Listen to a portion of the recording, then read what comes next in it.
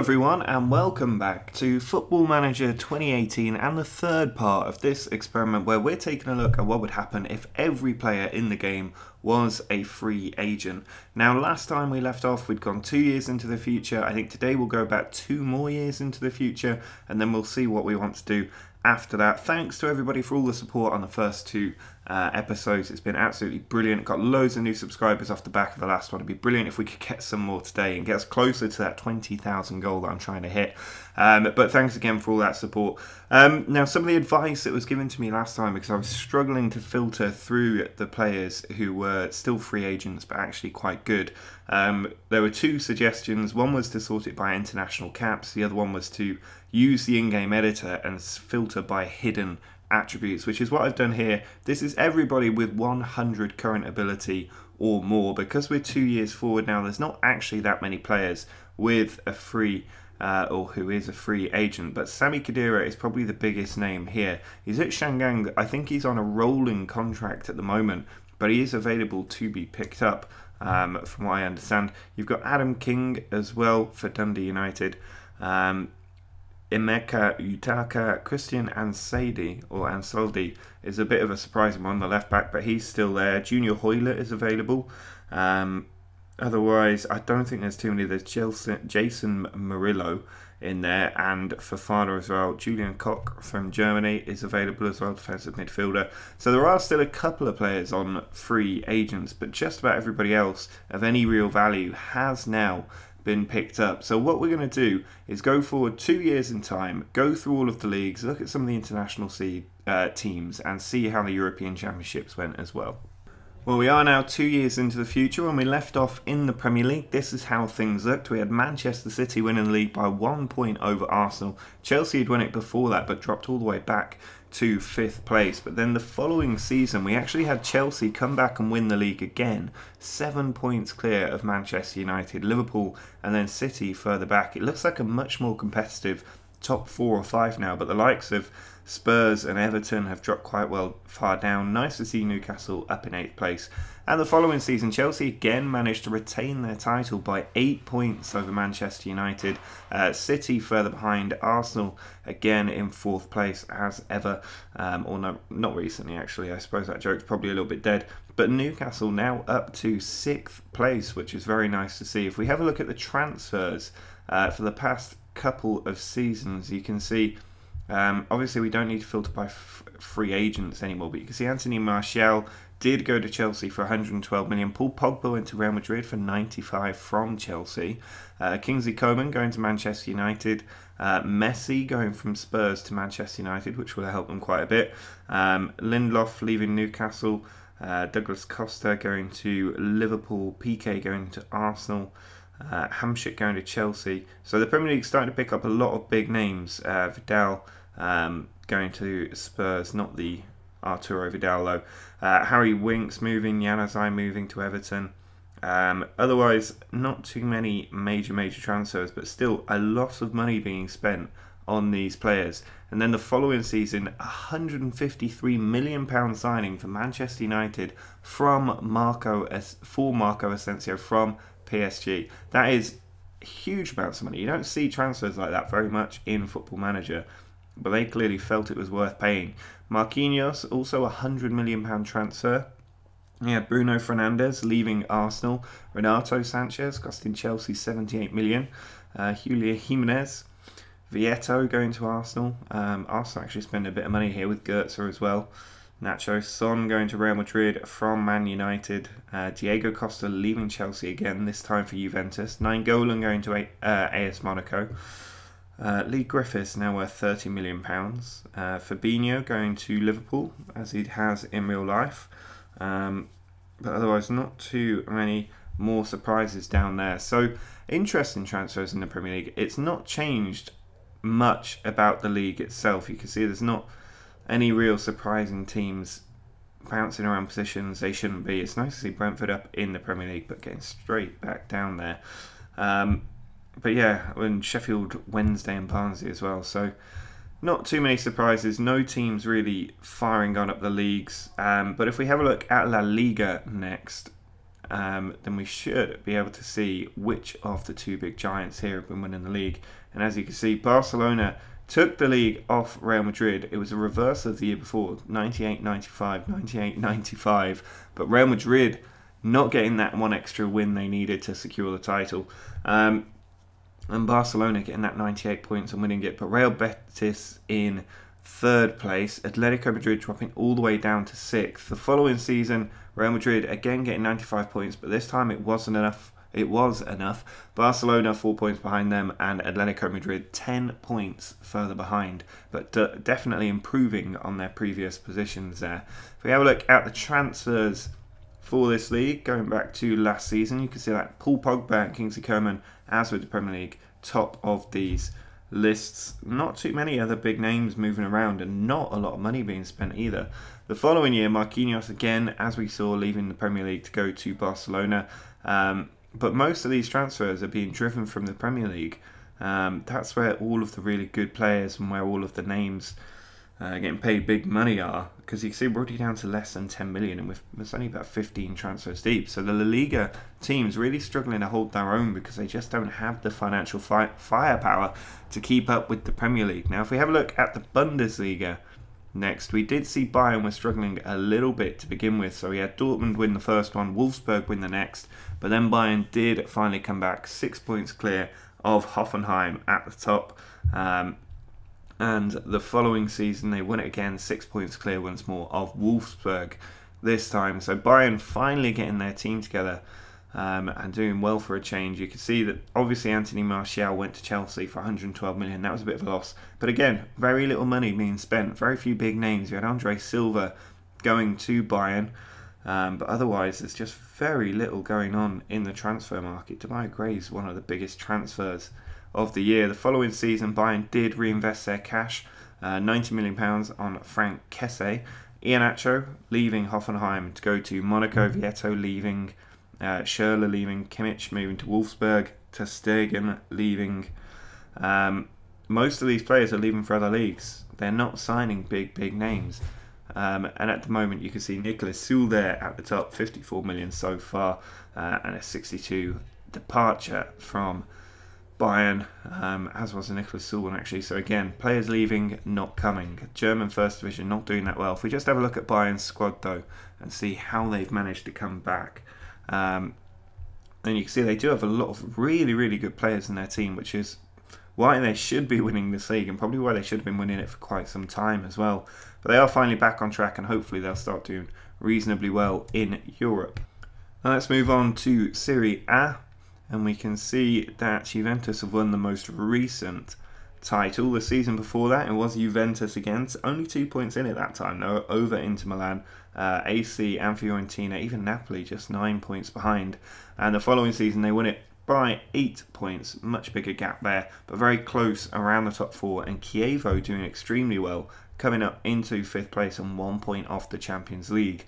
So if we have a look at the transfers here and go back to the season that we start, you can see here Wolfsburg picking up players. No big transfers really taking place, certainly not going into Italy. You've got Munir and Conti and then David Lopez, but these are only 25 million.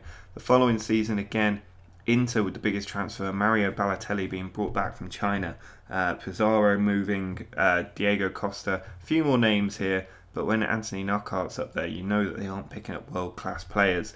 No offence to Brighton fans who are probably going to be livid about that. But it's just no league is really picking up those big names other than the Premier League. And it's really disappointing because it's just going to lead to total dominance by the Premier League, as it always does. Now we know how this league's going to look. PSG are going to have won everything which they did, although Monaco just 1 point behind that season. They are trying to keep up. And if we look at the transfers, then you can see Alex Iwobi. Actually, Monaco spent a lot of money here. Alex Iwobi, Santi Mina, Invago, and Oscar. It does look like PSG might have been hit with a transfer ban or failed financial fair play, because I can't see any PSG transfers. But the following season, they did start picking people up like Ter Stegen, like Psycho.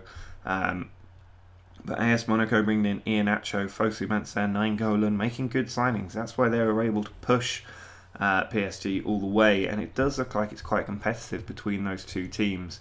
So hopefully we'll see Monaco winning the league at some point. Now I'm not going to spend much time going through the other leagues. Instead, we're going to go straight to the Champions League. And people did want to take a look at the Champions League groups to see if there were any major names in here. It doesn't look like it from these first few groups. It looks pretty similar. You got Angers in there, which is a little bit of a surprise. But otherwise, it's the same teams always making it to this sort of stage. You can see in the quarterfinals, though, Wolfsburg did knock out Arsenal to make the semi-finals. Inter in there as well, which is a little bit surprising given recent history. And in the semis, unsurprisingly, it was Man United and Bayern who made the final. And in the final, it was won by Bayern Munich. Now, the following season, you can see Real Madrid have won it, but no major surprise in the quarterfinals. Wolfsburg did make it there again. And then in the semi-finals, it was Man City and PSG who got knocked out with Bayern Munich and Real Madrid in the final, won by Real Madrid, which means when we look at the past winners, we've got PSG, 2 for Bayern. They actually knocked out Man United in 2 finals in a row, which I'm sure they loved, but then failed themselves to retain a 3rd straight Champions League title, with Real Madrid winning it. So despite not winning their own league in this first season, they did win the Champions League and have now gone on to dominate, which is why I looked at their squad, because it looks like they've got a very, very good squad. And it is making a difference in Europe. The Premier League team's really struggling.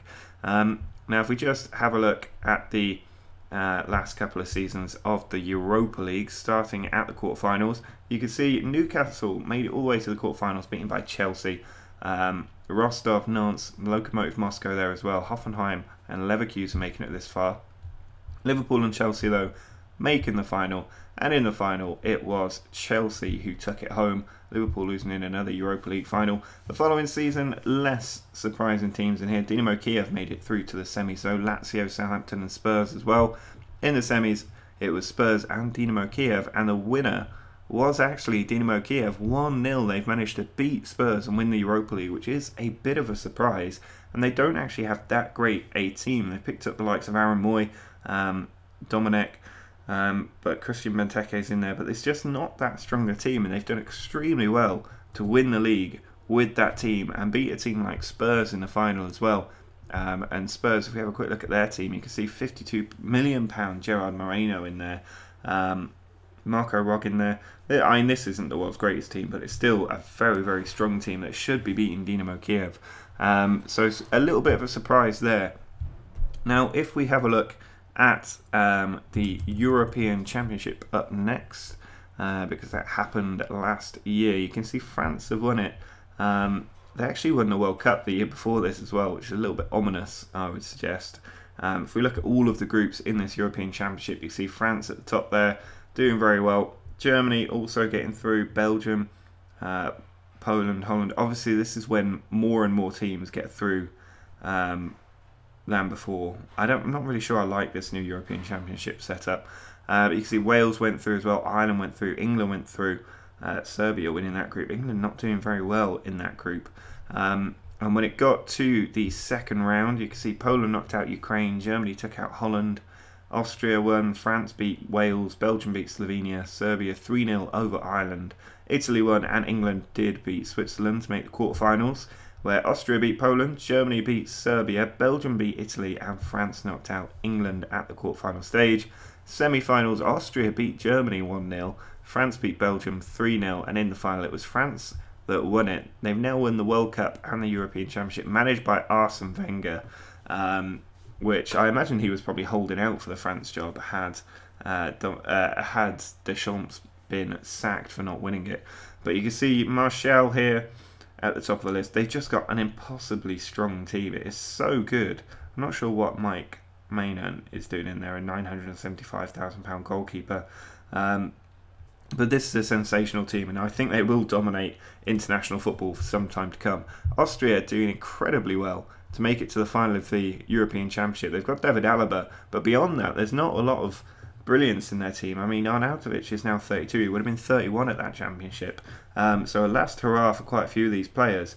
But somehow, they have managed to make it to the final, which is quite surprising.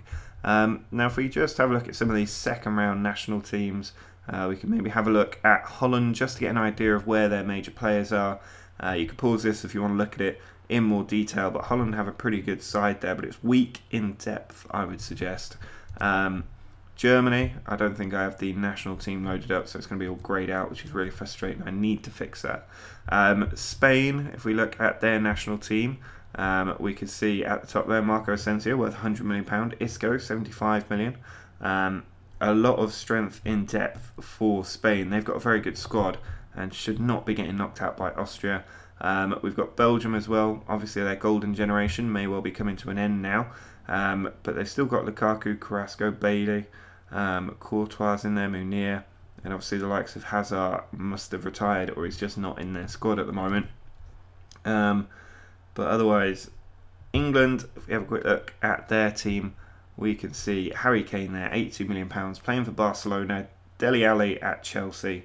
Not many of these players have gone international. They've still got that bias to play in the Premier League over anywhere else, but it's a pretty good team with good strength in depth as well. So hopefully we'll see them do well pretty soon. Somebody did ask me to take a look at the Sweden squad, so I will just do that for them. They didn't seem to make the knockout stages. I'm not even sure they're in the European Championship. But you can see Lindelof at Arsenal, Forsberg at Arsenal, and a few other players in and around the Premier League, but mostly the smaller teams, smaller leagues in Europe. Now, if we have a look at the Golden Ball next, we can see Harry Kane has won it the last 2 years in a row because he's moved to Barcelona, and it's impossible to win this competition if you're not in La Liga, appears to be the case.